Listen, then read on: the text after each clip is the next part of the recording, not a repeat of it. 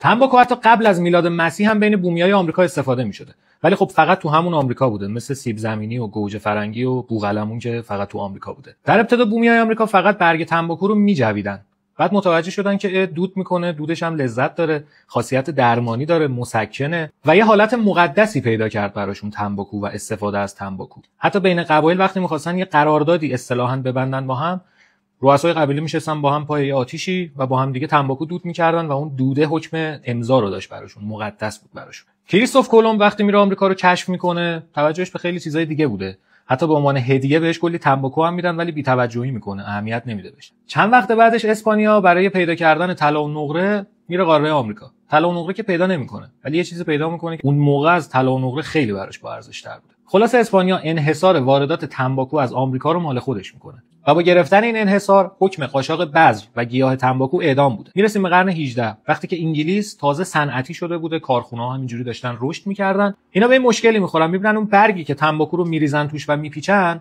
تا بخواد از آمریکا بیاد انگلیس خشک میشه، میشکنه، نمیشه. یه اتفاقی میفته، خانومای اون کارخونه میان این خورده‌های تنباکو که همون میشه توتونو میریزن لای کاغذهای معمولی، میپیچن و سیگارای امروزی به وجود میاد.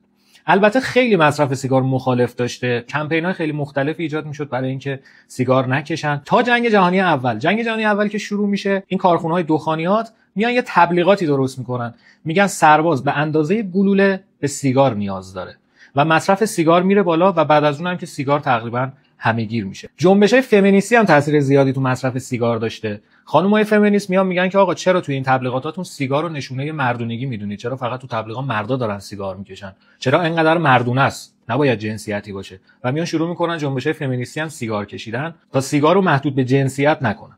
و در آخر پیش بینی میشه که تا سال 2026 گردش مالی صنعت دخانیات تو دنیا به بیش از 1000 میلیارد دلار برسه.